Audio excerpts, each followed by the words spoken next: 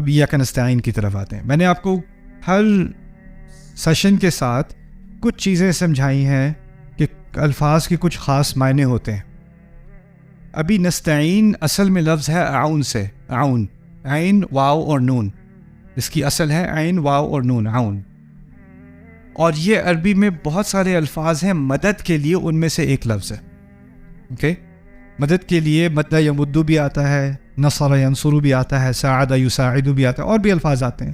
مدد کے لیے کافی سارے الفاظ استعمال ہوتے ہیں، لیکن ہر لفظ کا ایک خاص رنگ ہوتا ہے. تو اعون میں کیا خصوصیت ہے پہلے یہ سمجھ لیں، پھر نستعین صحیح طرح سے سمجھ میں آئے گا.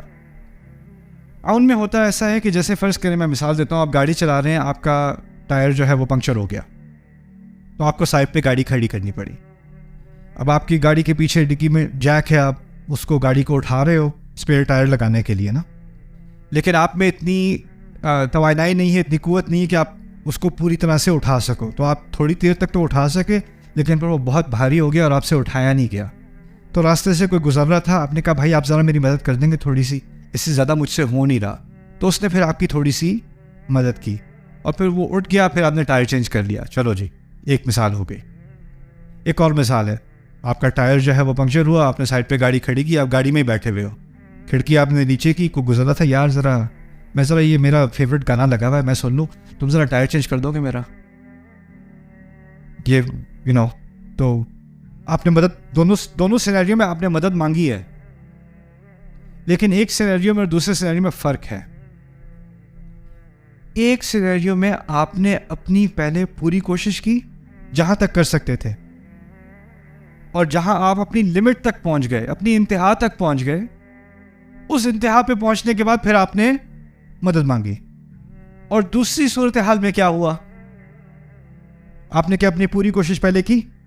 نہ، بس مدد مانگ لی اور پھر بیٹھے، یار کوئی مدد نہیں کر رہا، کوئی میری مدد ہی نہیں کرتا، میں بیٹھا کب سے مدد مانگ رہا ہوں، مدد آ ہی نہیں رہی. جب انسان اپنی طرف سے پوری کوشش کر لے اور پھر اس کی اپنی پوری کوشش کافی نہ ہو، اور اس کے کافی نہ ہونے کی وجہ سے اب وہ مزید مدد مانگے، اس کو کہا جاتا ہے استعانہ اعون سے. تو ہم کہتے ہیں اعانک اللہ، دعا ہے عربی میں اعانک اللہ، اللہ تعالیٰ آپ کو اعون دے اپنی. اس کا مطلب کیا ہے، آپ بڑی کوششیں کر رہے ہیں، لیکن آپ کی کوششوں کی ایک حد ہے، اس حد سے آگے آپ انسان ہونے کے ناطے نہیں جا سکتے، اس کے مزید اللہ تعالیٰ آپ کی مدد کرے. اور یہ اللہ تعالیٰ کا ایک قاعدہ ہے، وہ کیا ہے، اللہ کسی کی مدد نہیں کرتا جو پہلے اپنی پوری کوشش نہ کر لے. ابراہیم علیہ السلام نے دعوت دی، ان کی دعوت کی بہت مخالفت کی گئی، اس مخالفت کے جواب میں ان کو آگ میں پھینکا جانا تھا، اور اس تمام شدت کو برداشت کرنے کے دوران اللہ تعالیٰ نے پہلے سے نہیں بتا دیا آگ ٹھنڈی ہوگی، فکر ہی نہ کرو. پہلے اپنی طرف سے انتہائی صبر انہوں نے خود کیا ہے، اور جب پھینکے گئے ہیں اس کے بعد حکم کیا آیا ہے، یا نارو کونی بردن و سلاما علی ابراہیم، آگ ٹھنڈی ہو جا. اللہ ایسا بھی کر سکتا تھا کہ آگ جلتی ہی نہ، شروع سے وہ جلانے کی کوشش کریں، جلے ہی نہ، ایسا بھی ہو سکتا تھا، وہ نہیں کیا. موسیٰ علیہ السلام کے قصے میں لاٹھی کیا بن جاتی تھی، سانپ بن جاتی تھی. میں کہتا ہوں اگر سانپ بنی جاتی تھی اور اتنا ڈراؤنا سانپ تھا اور وہ فرعون کے محل کے اندر موجود تھا اور لاٹھی پھینکی اور سانپ بن گیا ہے، تو مسئلہ ہی کیا تھا، سانپ نے تھوڑا سا اوپر چڑھ کے ایک ہی دفعہ تو ڈسنا تھا، سارا مسئلہ حل، فرعونیت کا سارا مسئلہ حل، حکومت گر جاتی، موسیٰ علیہ السلام اسی وقت حکمران بن جاتے، ساری کہانی ختم. وہ ادھر ادھر سانپ جو ہے وہ حیۃ تسعی ادھر ادھر گھوم رہا ہے، لیکن کچھ کر نہیں رہا وہ سانپ. اور پھر اس کو دوبارہ سوٹی بنا دیا. میں نے کہا میرے پاس سانپ ہوتا تو میں تو پہلے اس کے منہ پہ پھینکتا فرعون کے، مسئلہ حل کرو پہلے، سانپ کا فائدہ کیا، ڈسے گا نہیں تو، رائٹ. لیکن اگر ایسا ہوتا تو کیا موسیٰ علیہ السلام کی انتہائی کوشش کا پہلے امتحان دیا جاتا کہ نہیں؟ پہلے انتہائی کوشش پھر اللہ کی مدد آتی ہے، پہلے انتہائی کوشش پھر اللہ کی مدد. صحابہ بدر میں گئے ہیں، ہماری سیرت، نبی کی سیرت میں صلی اللہ علیہ وسلم صحابہ بدر تک پہنچے ہیں. آپ کو پتہ ہے بدر کا حوالہ قرآن نے 2 مرتبہ دیا ہے، اور دونوں مرتبہ بتایا ہے کہ فرشتوں کی طرف سے اللہ تعالیٰ نے فرشتوں کی مدد بھیجی تھی بدر میں.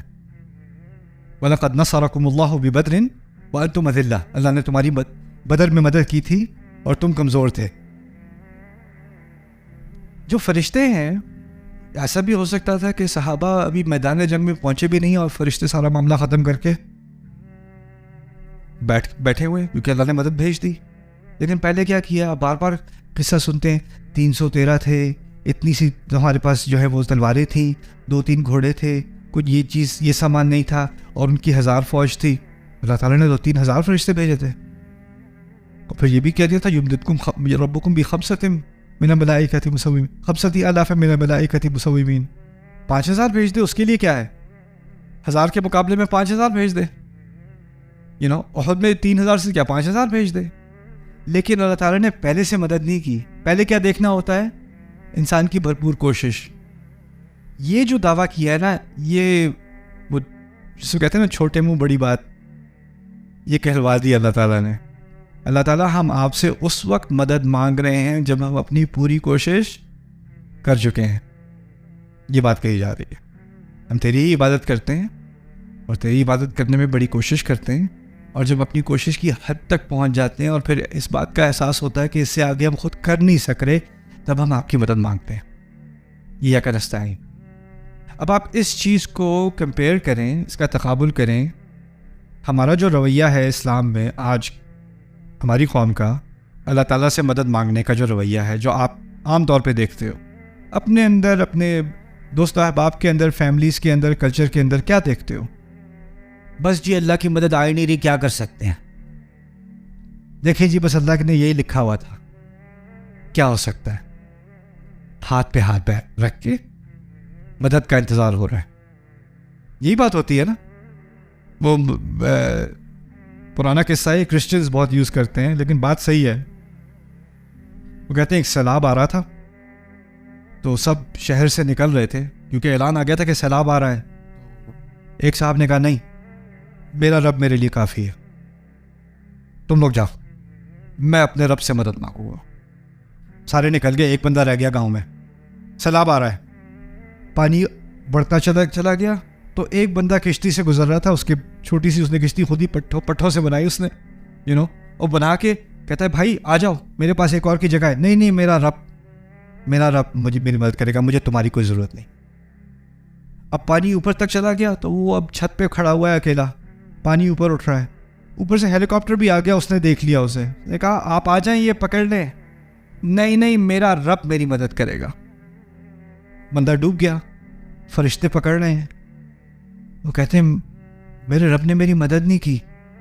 تو فرشتے کہتے ہیں گدھے، ہم نے پہلے پورے گاؤں سے بلوایا، پھر ہم نے یہ بندہ بھیجا، پھر اس کے بعد ہیلی کاپٹر بھیجا. بات کیا کہی جا رہی ہے اس لطیفے میں؟ وہ یہ ہے کہ ہمیں مدد قبول کرنی پڑتی ہے جب اللہ تعالیٰ کی طرف سے آتی ہے. اپنی کوشش بھی کرنی پڑتی ہے. ہم صرف یہی نہیں کہہ سکتے بس اللہ کی طرف سے مدد آئے گی تو دیکھا جائے گا. جب تک وہ نہیں آئے گی اب کچھ بھی نہیں ہو سکتا. اور یہ کبھی کبھی ہم اس ایکسٹریم پہ چلے جاتے ہیں نا، کیونکہ بات تو ٹھیک ہے، القادر فی الحقیقہ لیس هناک قادر فی الحقیقہ الا اللہ. اصل میں قدرت صرف اللہ کی ہے.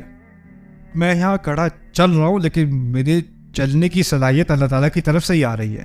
تو آپ بڑھ چڑھ کے اگر آپ خطبہ دے دیں کہ ہمارے ہاتھ میں تو کچھ بھی نہیں ہے، اللہ تعالیٰ کا کن جب تک نہ ہو کچھ بھی نہیں ہو سکتا. اب یہ کچھ بھی نہیں ہو سکتا، کچھ بھی نہیں ہو سکتا، آپ بار بار کہتے رہو تو انسان کے دماغ میں کیا بات آ جائے گی؟ واقعی کچھ نہیں ہو سکتا، میں بھی کچھ نہیں کر سکتا، میری صورتحال بالکل نہیں بدل سکتی، بس اللہ ہی کرے گا. اب اللہ کی مدد مانگی جا سکتی ہے. اور یہ میں بات خاص اس لیے دہرا رہا ہوں کہ جب میں پہلی دفعہ پاکستان آیا تھا اس ٹور میں کچھ مہینے پہلے، تو سب سے عام سوال مجھے یہ ملا تھا، اللہ تعالیٰ میری دعائیں کیوں نہیں قبول کر رہے؟ اللہ تعالیٰ سے میں نے بہت مدد مانگی، مدد آ نہیں رہی. میں نے آپ نے کیا کیا ہے؟ دعا.